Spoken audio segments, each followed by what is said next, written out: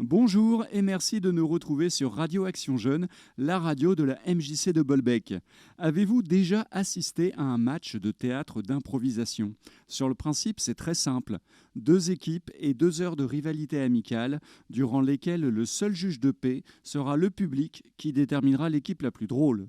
Le 19 janvier dernier, 2 compagnies posaient leurs valises à la MJC, La Frite et Acapella. Le tout pour 2 heures de rire. Si vous n'avez pas pu être là, Radio Action Jeune a suivi la soirée pour vous et vous plonge dans l'univers de l'impro. Mais d'abord, le théâtre d'improvisation, c'est une longue histoire à la MJC. L'intérêt, c'est déjà pour la MJC de faire découvrir le théâtre d'impro à nos adhérents, mais pas que.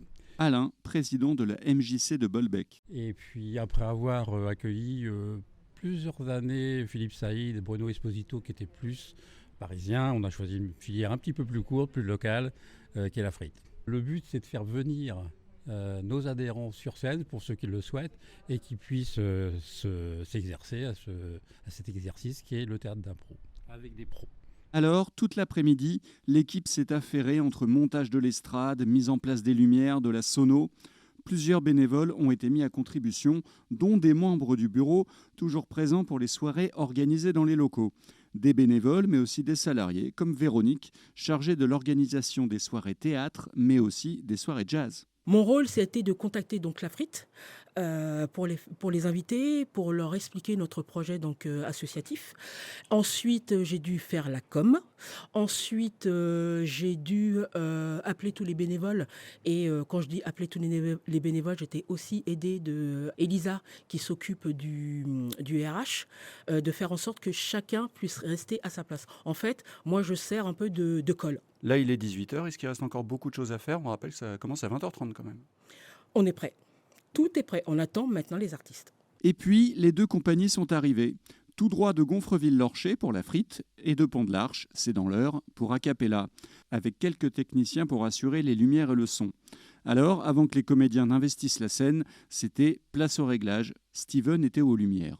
Je suis en train de faire les réglages des lumières pour que ça rentre bien pendant le spectacle. Le niveau des lumières, la direction des lumières, voilà.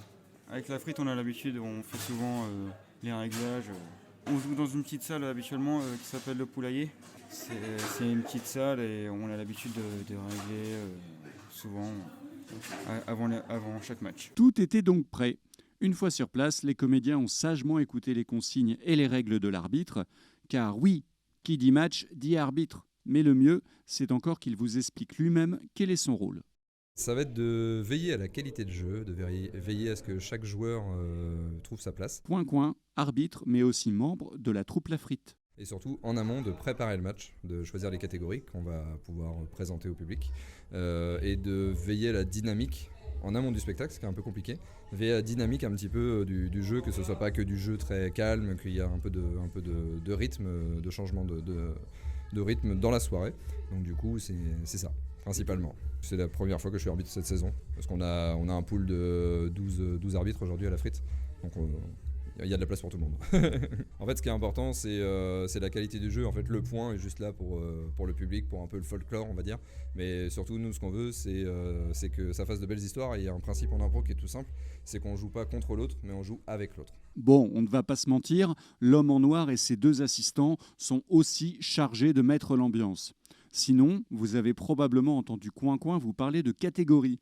En fait, ce seront à la fois les thèmes, la longueur des sketchs ou encore les contraintes de jeu qui seront imposées pendant le match. Et tout ça sera expliqué par le maître de cérémonie, Johan. Mon rôle, c'est maître de cérémonie. Et donc ça consiste à présenter un peu la soirée au public. Dès qu'il y a des catégories d'impro, les expliquer, présenter les joueurs qu'il y a, etc. Et voilà. Une fois les choses posées, il n'y avait plus qu'à laisser rentrer les spectateurs qui comptaient dans leur rang des néophytes, qui ne savaient pas forcément à quoi s'attendre, mais aussi des habitués. Oui, on a déjà vu du théâtre d'impro, on va régulièrement voir la frite à Gonfreville. Et du coup, comme on a vu que là, ils venaient à Bolbec, c'est l'occasion de les voir à nouveau. Ouais. Il n'y aura pas de surprise alors Oui, il peut y avoir des bonnes surprises justement. C'est la première fois que je viens du théâtre d'impro. Je viens voir un ami, donc voilà, j'en attends, je sais pas. Je suis pas un adepte du théâtre, donc ça va être une grande découverte. Et puis, à un moment, Johan, vous savez, le maître de cérémonie, s'est jeté comme un fauve sur la scène, histoire de chauffer le public avant l'arrivée des acteurs.